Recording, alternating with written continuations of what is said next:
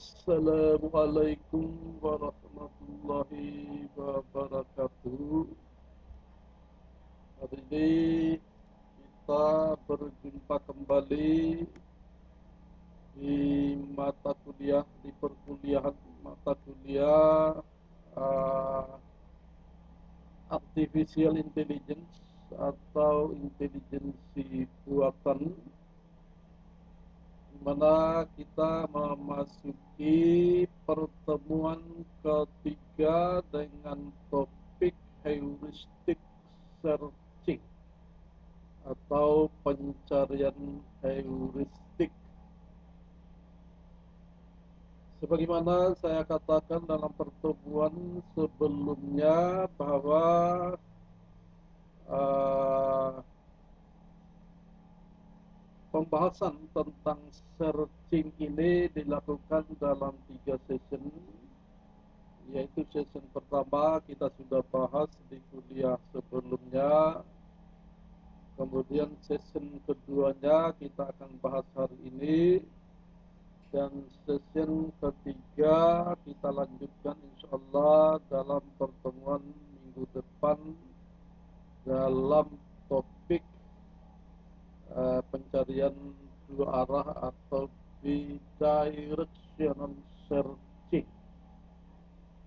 Ya, maka dalam pertemuan hari ini di topik heuristic searching ini kita akan membahas beberapa hal yang termasuk dalam heuristic searching. Yang pertama adalah generate and test. Kemudian yang kedua adalah hill climbing. Yang ketiga adalah best for searching.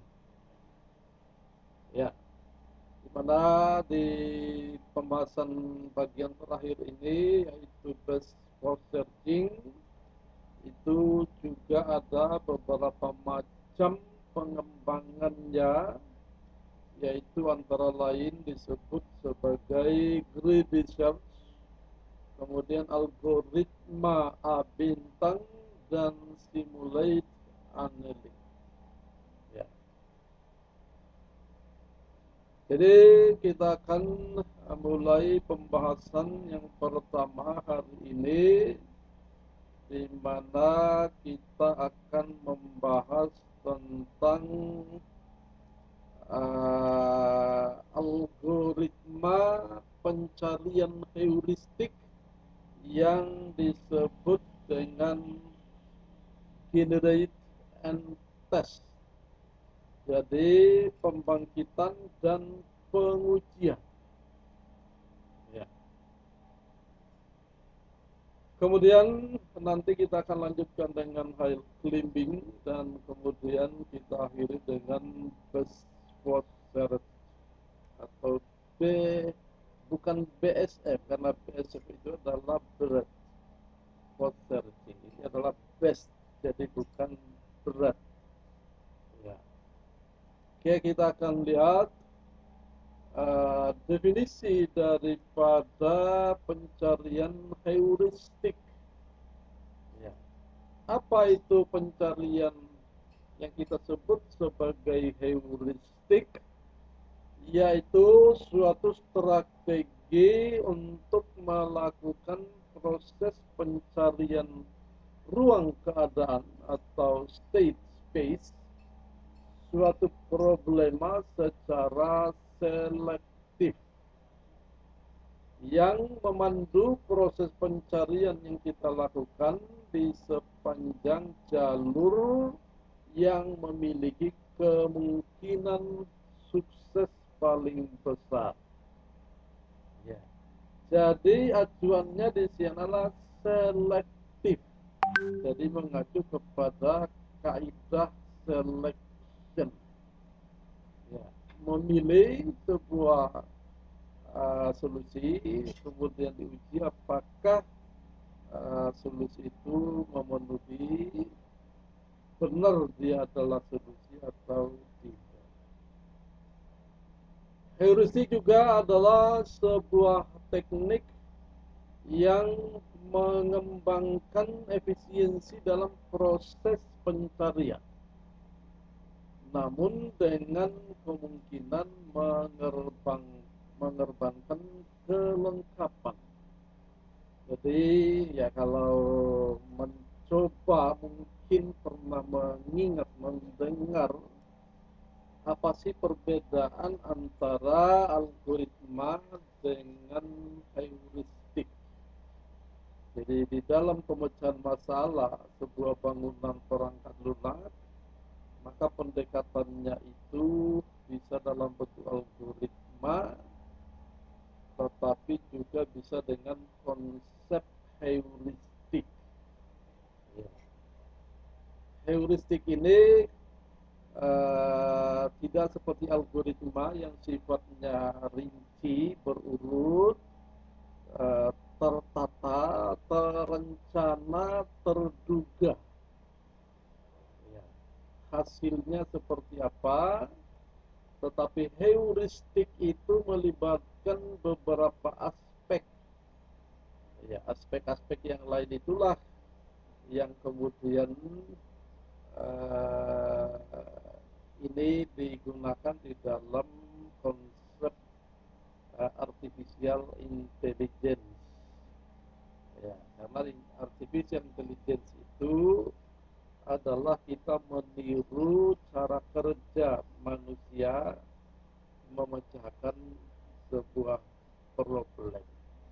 Jadi banyak aspek yang dilibatkan di sana, tidak seperti algoritma yang sudah tertentu, sudah jelas, sudah dirumuskan dengan rinci sehingga hasilnya pun kita bisa duga. Hasilnya pun kita sudah tahu seperti apa. Itu adalah algoritmik atau algoritma. Untuk dapat menerapkan heuristik tersebut dengan baik dalam suatu domain tertentu, diperlukan yang disebut dengan fungsi heuristik. Fungsi heuristik ini digunakan untuk mengevaluasi keadaan-keadaan problema individual dan menentukan seberapa jauh hal tersebut dapat digunakan untuk mendapatkan solusi yang diinginkan. Jadi itu definisi-definisi daripada heuristik.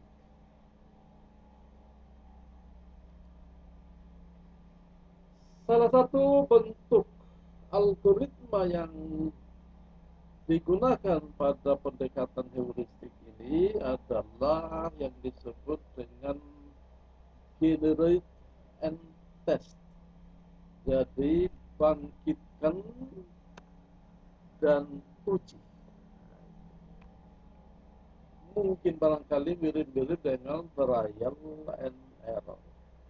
Jadi uji memenuhi syarat, kalau tidak diulang, dicari lagi yang lain, tidak memenuhi syarat, kita cari lagi yang lain, dan seterusnya sampai kita menemukan satu solusi yang kita butuhkan. Ya.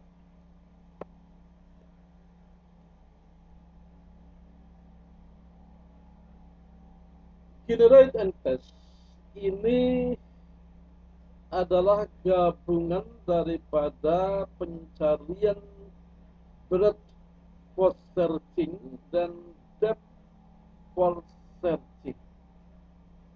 Ya. Jadi di sini kita memerlukan dua pendekatan. Pendekatan depth first searching dengan pelacakan mundur atau kita sebut sebagai back tracking. Nilai pengujiannya itu berupa jawaban ya atau tidak.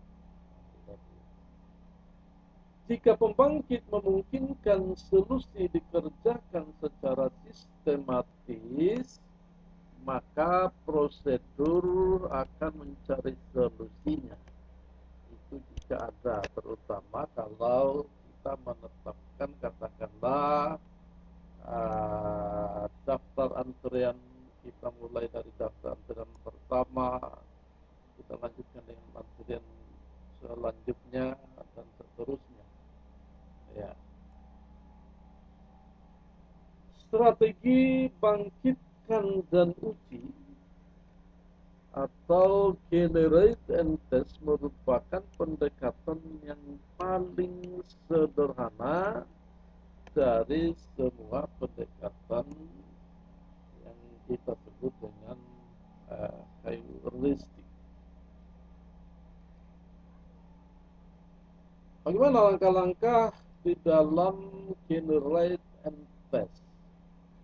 Pertama adalah buatlah sebuah solusi yang memungkinkan untuk sebuah problema. Hal ini dapat berarti pembuatan sebuah titik khusus dalam ruang problem.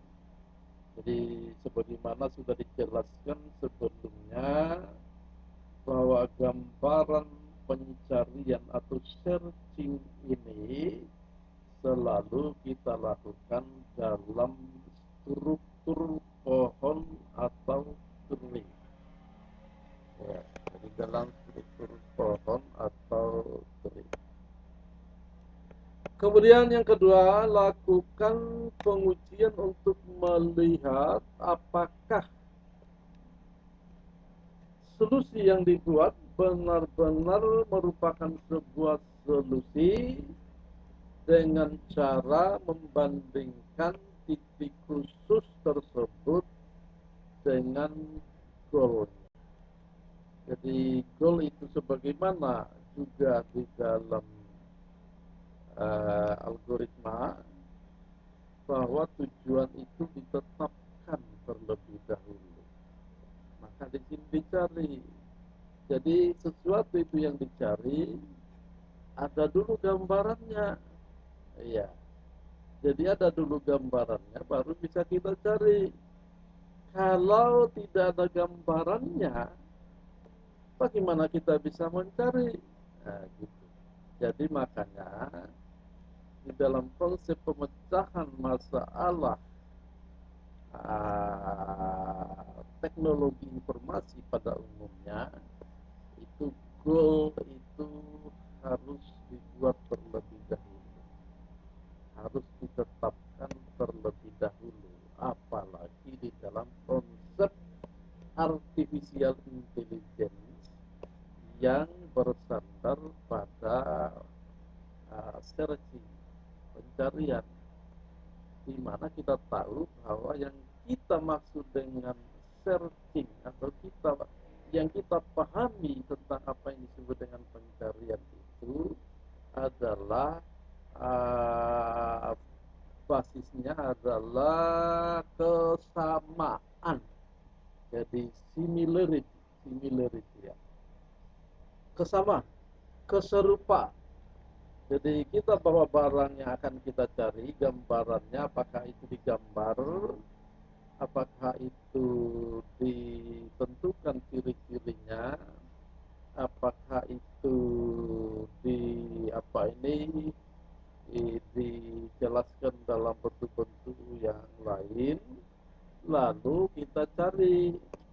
Ketika kita menemukan satu objek yang kira-kira itu adalah solusi, ya kita bandingkan dulu. Kita bandingkan dengan gambaran yang kita bawa dengan objek yang kita tuju. Oh, ini sama apa tidak? Kalau tidak sama, ya berarti salah. Tidak, itu bukan goal, itu bukan tujuan, ya itu bukan solusi. Ya, maka di dalam konsep pencarian ini adalah goalnya memang harus ditetapkan terlebih dahulu supaya arahnya kita tahu, ya arahnya jelas. Ya, kemudian lakukan. Ya, tadi sudah lakukan pengujian. Kemudian yang ketiga adalah uh, jika telah diperoleh sebuah solusi, langkah-langkah tersebut dapat dihentikan. Iya, kalau sudah ketemu berhenti kita.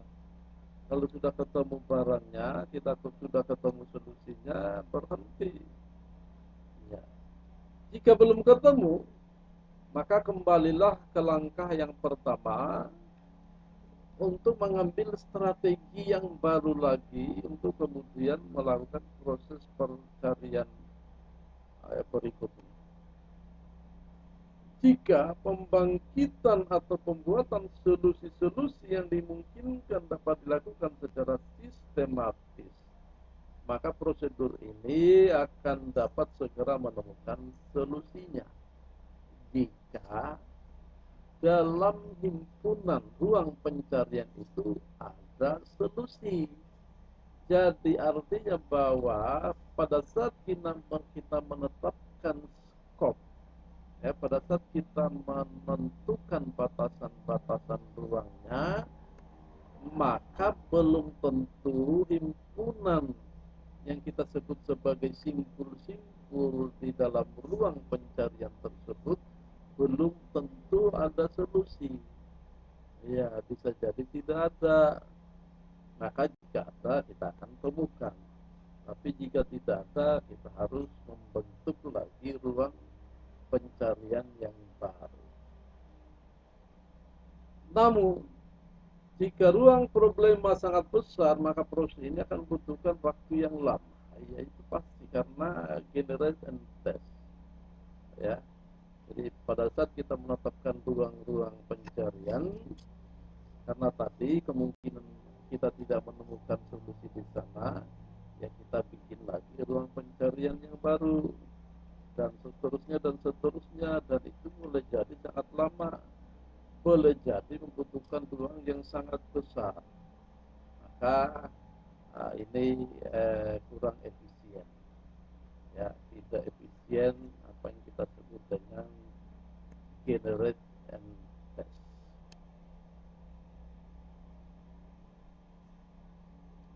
Kemudian yang berikutnya, ya ini adalah contoh kasus. Ya, jadi contoh kasusnya adalah seorang salesman ingin mengunjungi sejumlah kota. Jarak antara tiap-tiap kota sudah diketahui. Diinginkan rute terpendek di mana setiap kota sudah diketahui. Ya, ini problem yang namanya algoritma apa ini apa sih namanya kunjungan, ya, seperti misalnya kita antar jemput siswa ke sekolah yang rumahnya berpencar di mana-mana, tapi ini gambarannya adalah kota di mana tentu saja antara satu kota dengan kota yang lain sudah ditentukan, sudah diketahui jaraknya. Sejumlah kota yang jumlahnya n, mungkin ada 5 kota, 6 kota, mungkin 10 kota, atau mungkin 20 kota. Yang kita akan cari di dalam proses pemecahan ini adalah bagaimana kita bisa mendatangi seluruh kota dengan lintasan terpendek. Kita mengunjungi seluruh kota dengan lintasan terpendek. Katakanlah di dalam gambaran ini ada 4 kota. Kota pertama adalah kota A, kota kedua adalah kota B, kota C, dan kota D. Jarak antara kota ditentukan antara A dan B itu 8 kilometer misalnya. Antara B dan C 4 kilometer, antara C dan A 7 kilometer, antara A dan D 3 kilometer, antara B dan D 5 kilometer, antara C dan D 6 kilometer dan seterusnya. Jadi sudah tertentu. Ya, untuk 4 kota ini dengan jarak yang sudah ditentukan, ya saya kira dengan sangat mudah kita bisa memilih jalur terpendek untuk mengunjungi seluruh kota. Ya, misalnya saya pertama-tama start dari A, pertama yang saya harus kunjungi adalah D. Ya, ini langsung saya ambil yang terpendek. Saya kunjungi D terlebih dahulu, baru kemudian saya kunjungi B, baru kemudian saya kunjungi C. Ya, sampai kita di kota terakhir. Jadi semua kota dikunjungi. Berapakah jaraknya? Jaraknya adalah 3 tambah 5 tambah 4. Jadi jaraknya itu cuma 12 kilometer. Tetapi kalau kita mengambil jalan dari A ke B dulu, baru kemudian ke D, baru kemudian ke C, ya berarti itu adalah 19 kilometer. Cukup jauh bedanya. Dan yang lain. Saya kira sangat mudah untuk gambaran ini, tapi tentu saja dalam problem-problem yang kita hadapi tidak sesederhana ini. Ya. Yang kedua disebut dengan hill climbing. Jadi bukit, mendaki bukit, memanjat tebing, hill climbing. Ya, mendaki bukit ya, mendaki bukit. Ya. Ini hampir sama dengan generate and test. Perbedaan terjadi pada feedback dari prosedur tes untuk pembangkitan keadaan berikutnya. Tes yang berupa fungsi heuristik akan menunjukkan seberapa baik nilai terkaan yang diambil terhadap keadaan lain yang mungkin. Ya. Hill climbing merupakan salah satu variasi metode buat dan uji atau generate and test, di mana umpan balik yang berasal dari prosedur uji digunakan untuk memutuskan arah gerak dalam ruang pencarian. Jadi kenapa ini disebut sebagai hill climbing? Karena itu berhubungan dengan kondisi alam yang tidak merata. Jadi kondisi alam yang tidak rata menyebabkan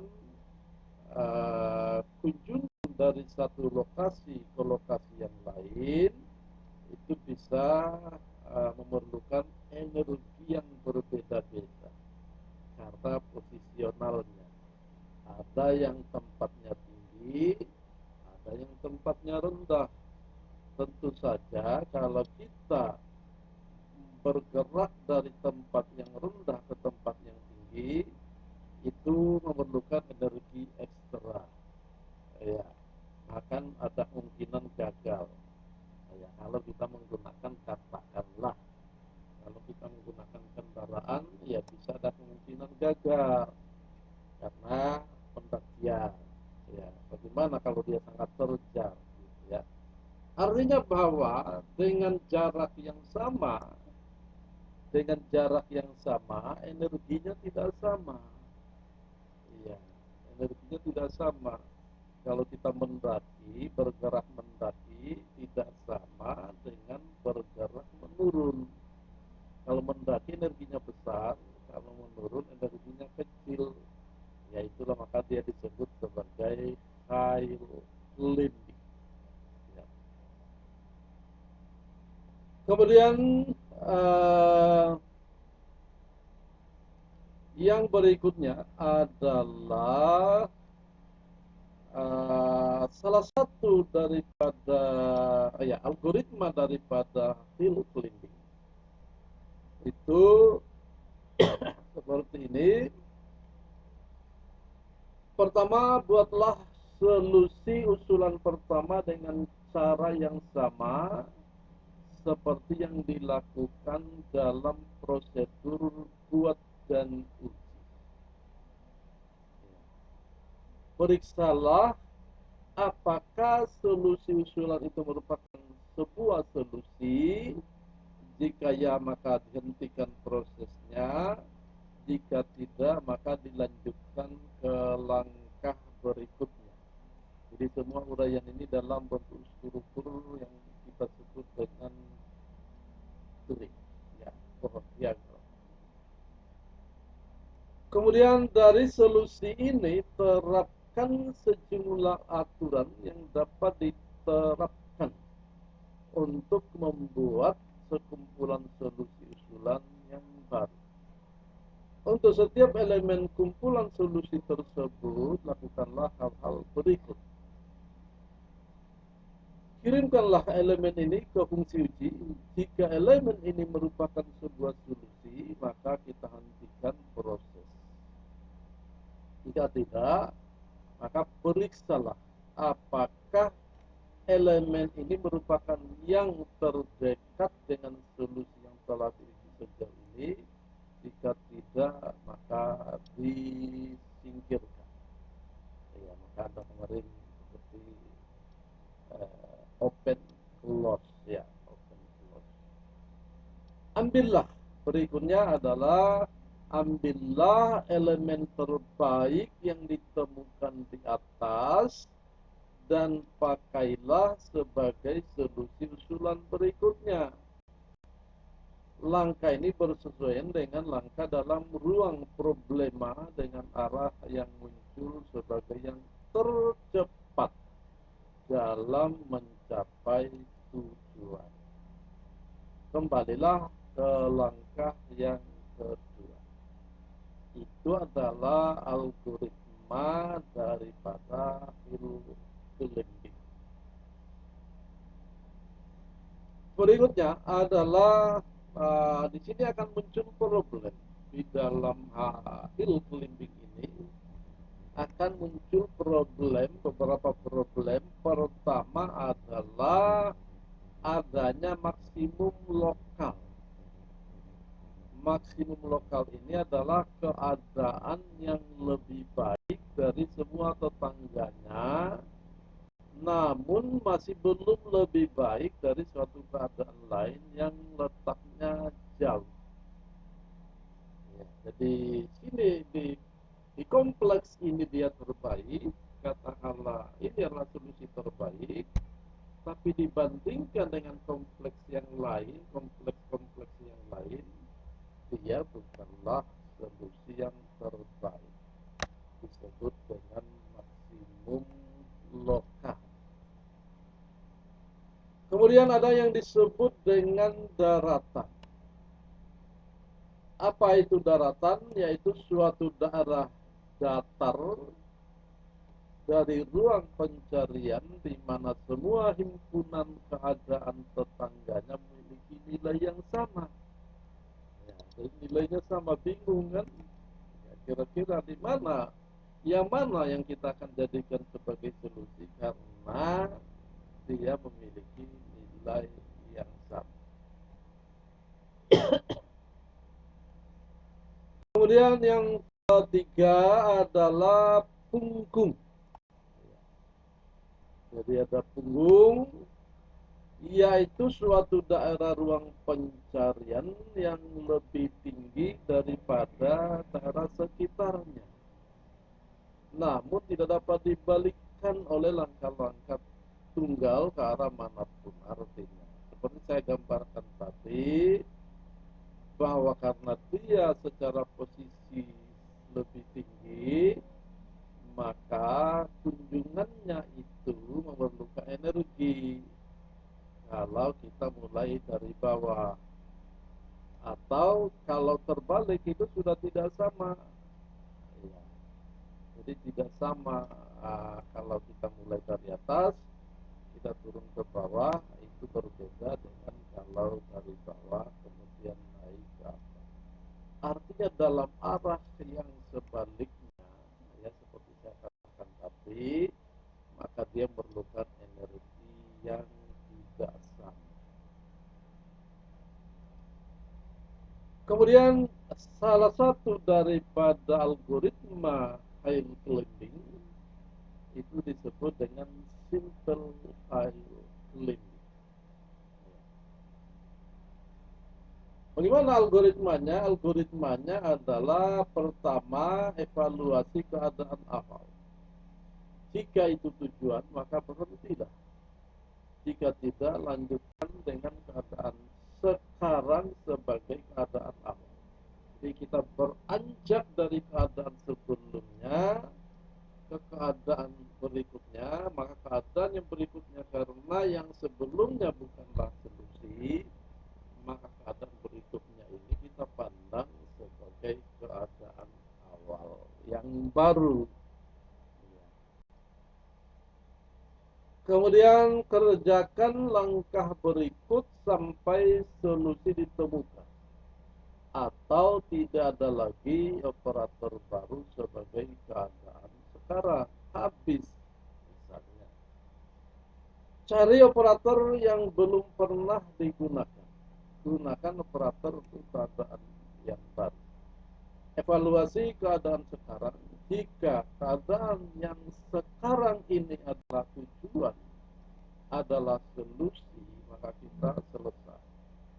Jika bukan tujuan namun nilainya lebih baik dari sekarang, maka jadikan ia sebagai nilai yang baru, yang sekarang. Jika keadaan baru tidak lebih baik daripada keadaan sekarang, maka lanjutkan proses iterasinya. Ya. Kemudian yang kedua, bentuk yang kedua daripada high climbing adalah steepest ascent. Steepest ini, steepest ascent itu posisi yang cukup terjal, yang sangat terjal. Jadi secara posisional dia sangat terjal, maka dia memerlukan energi, memerlukan algoritma khusus di dalam memecahkan problem yang berhubungan dengan steepest ascent high climbing. Ya. Pertama, algoritmanya itu adalah evaluasi keadaan awal. Jika itu adalah tujuan, maka berhenti. Mirip-mirip ya, karena memang seperti itu. Jika tidak, lanjutkan dengan keadaan sekarang sebagai keadaan awal. Kemudian kerjakan hingga tujuan tercapai atau hingga iterasi tidak beri perubahan sekarang. Tentukan successor sebagai nilai heuristik terbaik dari successor yang tersedia. Kerjakan tiap operator yang digunakan oleh keadaan sekarang.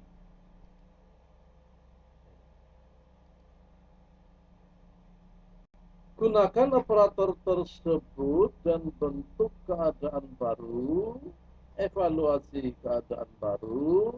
Jika itu adalah tujuan, maka kita selesai keluar. Jika bukan, maka bandingkan nilai heuristiknya dengan suksesor. Jika lebih baik, jadikan nilai heuristik keadaan baru tersebut sebagai suksesor. Jika tidak, maka nilai suksesor tidak berubah. Ya. Jika suksesor lebih baik dari nilai heuristik keadaan sekarang, maka ubah suksesor menjadi keadaan sekarang. Ya seperti itulah memang ya algoritma juga, ya terutama kalau kita belajar tentang struktur, ya jadi pemrograman terstruktur tentang berbicara tentang yang namanya antrean atau berbicara tentang tumpukan, atau pada umumnya kita berbicara tentang pohon, ya, algoritma pohon. Maka itu ya bahasa-bahasanya ya umumnya seperti itu. Tetapi di dalam problem artificial intelligence, karena kita mengandalkan yang namanya pola pemecahan masalah yang pendekatannya heuristik. Iya, heuristik dalam ilmu sosial mungkin menyebutnya humanistik. Ya. Artinya bahwa kita melibatkan pikiran-pikiran manusia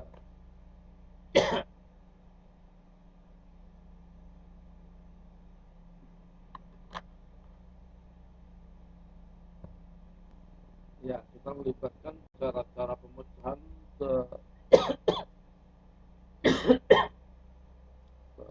jumlah orang ilmuwan misalnya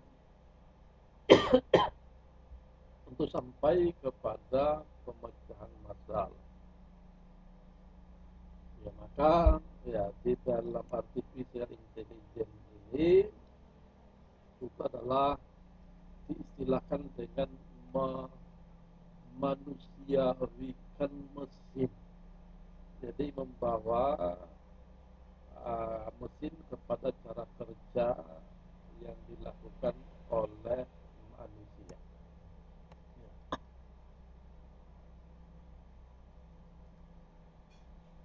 Kemudian yang terakhir adalah best for searching. Jadi best for searching ini ya ini saya kira best ya, jadi bukan berat. Tapi ini adalah penggabungan daripada pemecahan atau teknik pencarian breadth first dengan teknik pencarian depth first. Ya. Jadi dalam ilustrasinya, di dalam ilustrasinya kedua metode pencarian itu, segala kelebihan yang kita temukan di setiap metode pencarian digunakan di dalam best first searching. Makanya disebut dengan best. Jadi mencari pertama terbaik. Ya, mencari pertama terbaik. Ya, kenapa dia best first? Kenapa dia mencari pertama terbaik? Karena start itu penting. Kita beranjak dari mana untuk mencapai tujuan, itulah strategi yang penting. Kalau kita asal beranjak tanpa mempertimbangkan dari titik mana kita akan bergerak, maka itu bisa jadi kita bisa tersesat. Bisa jadi kita tidak mencapai tujuan. Makanya di sini disebut dengan depth first, breadth first, best first. Ya. Jadi best first itu artinya bahwa segala keuntungan yang ditemukan dengan metode pencarian breadth melebar, dan segala keuntungan yang ditemukan dalam pencarian kedalaman atau depth itu digunakan. Jadi tidak semata-mata dalam arah melebar, dan juga tidak semata-mata dalam arah ke bawah atau ke kedalaman. Ya, jadi di sini fungsi heuristik yang digunakan merupakan perakhiran estimasi daripada cost dari initial state ke goal state. Ya, yang dinyatakan dengan formula F aksen sama dengan G ditambah H aksen. F aksen sama dengan G ditambah H aksen. Di mana F aksen itu adalah perkiraan kos dari inisial ke goal, perakiraan kos jadi biaya dari inisial state ke goal state, sedangkan G itu adalah cost dari initial state ke current state, artinya ke state berikutnya. Sementara H aksen itu adalah perakiraan cost dari current state ke goal state. Ya, jadi pendekatan dari state 1 ke state yang kedua, dari simpul 1 ke simpul kedua, ke simpul ketiga, ke simpul 4, ke simpul 5, dan ke simpul goal terakhir. Maka simpul-simpul yang ada di antara initial state dengan goal tadi itu disebut sebagai current state. Jadi keadaan yang dilewati. Ya. Bagaimana proses pencarian terbaik? Pertama, ya, proses pencarian terbaik pertama, jadi kita perhatikan bahwa mula-mula kita mengikuti terus. Jadi kita mulai dari A, di mana A itu dibuka, ya, A itu dibuka, kemudian yang lain tentu saja close, ya, yang lain close. Kemudian karena A bukan tujuan, bukan state goal, maka kita pindah ke B, C, D. Ya, kita pindah ke B, C, D. Jadi perlu ditegaskan di sini bahwa dalam struktur pohon itu, ya, dalam struktur pohon itu hasil itu di ujung. Hasil itu berupa leaf, ya, berupa leaf atau daun. Ya. Jadi bukan ranting atau cabang, bukan. Tapi hasil itu di leaf. Jadi kalau di pertama tadi kita tidak menemukan solusi, ya kita akan menuju ke leaf, ya, sesuatu leaf yang di mana leaf itu adalah goal leaf, ya, atau hasil yang akan dituju. Maka penyamacannya adalah BCD. Jika ternyata di sini tidak ditemukan, bukanlah goal, bukan tujuan, maka pindah ke B, C, E, F. Jadi B, C, F karena lift, ya, D bukan lift, kita langsung turun ke bawah. Jadi kita tidak menuju ke B, C, D dulu, enggak, langsung B, C, E, F, karena E, F lah yang lift, bukan D. Ya, jadi kita yang terbaik yang kita cari karena solusi itu ada di lift, ada di himpunan lift. Kemudian jika ini tidak, ya maka kita akan turun ke bawah. Jadi kita akan mulai dari B, G, H, E, F. Ya. Jadi C dan D enggak. Ya, jadi kita langsung tidak melewati pelebaran terlebih dahulu,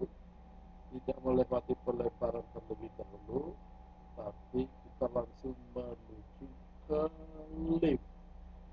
Maka dia disebut sebagai base. Ya, disebut sebagai base. Jadi saya kira itu ya, eh, bagaimana proses di dalam melakukan pencarian dengan metode heuristik. Kemudian base for search ini dikembangkan, ya dikembangkan menjadi, ada yang menjadi greedy searching, ada yang menjadi algoritma A bintang, ada yang menjadi simulated annealing. Apa itu greedy search? Greedy search itu, ya greedy search itu mempertimbangkan, hanya mempertimbangkan harga perkiraan atau estimate cost, tidak melibatkan harga yang sesungguhnya. Ya, jadi sebenarnya ini penyederhanaan. Kalau tadi masih melibatkan cost yang sesungguhnya, maka di greedy ini kemudian dihilangkan pertimbangan tentang cost yang sesungguhnya, yang diambil adalah estimate cost. Ya. Kemudian dengan apa itu? Dengan algoritma A bintang. Algoritma A bintang ini memperbaiki atau memodifikasi fungsi heuristik daripada best for search, daripada algoritma best for search. Jadi kita tidak bisa menyingkatnya sebagai DSF, karena DSF itu berat, jadi melebar. Kalau ini terbaik. Ya. Kemudian di sini dengan modifikasi ini juga dilakukan dengan meminimumkan total biaya lintasan, meminimumkan total biaya lintasan dengan algoritma API. Kemudian bagaimana dengan algoritma simulate annealing? Ya, ini algoritma ini memanfaatkan analogi antara cara pendinginan dan pembekuan metal menjadi sebuah struktur kristal dengan energi yang minimal. Dan proses pencarian untuk state tujuan minimal daripada simulate annealing lebih banyak menjadi jebakan pada lokal minimal, seperti tadi yang kita bicarakan, lokal minimal karena ada yang terbaik di tempat yang lain. Kemudian bagaimanakah algoritma daripada simulate annealing? Itu adalah, ya, pertama-tama kita evaluasi keadaan awal. Jika itu adalah tujuan, maka keluar. Ya, itu hampir semuanya begitu. Jika tidak, lanjutkan dengan keadaan awal sebagai keadaan sekarang. Kemudian inisialisasi base so far untuk keadaan sekarang. Kemudian jadi base so far ini adalah goal. Ya, jadi goal itu ditentukan untuk keadaan sekarang, tetapi kemudian jika dia tidak memenuhi,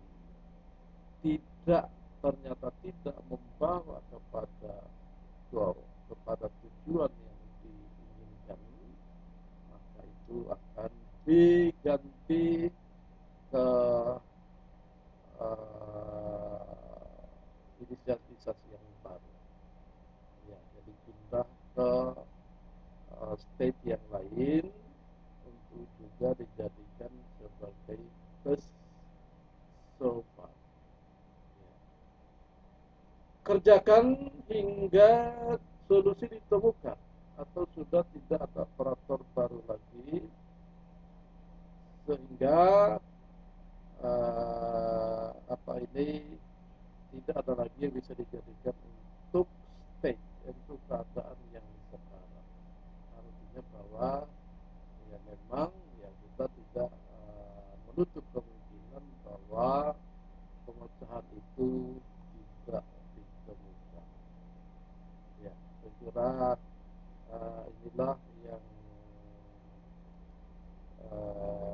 yang saya bisa sampaikan.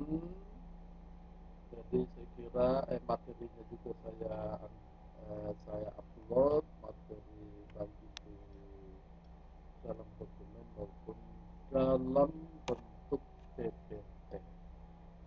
Ya, nanti ada yang lebih rinci, bisa mendapatkan sumber untuk sana. Silakan dipelajari lagi, diulang, kemudian dikerjakan kembali tugas rutinnya, yaitu tugas harian. Itu disajikan di Google Classroom. Ya, saya kira itu yang saya bisa sampaikan hari ini. Saya akhiri pertemuan hari ini. Wassalamualaikum warahmatullahi